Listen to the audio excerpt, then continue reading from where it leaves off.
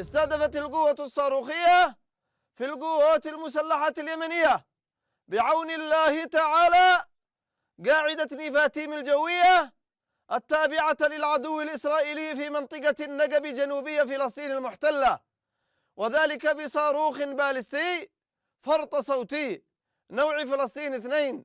وقد أصاب الصاروخ هدفه بنجاح بفضل الله. تحيي القوات المسلحة اليمنية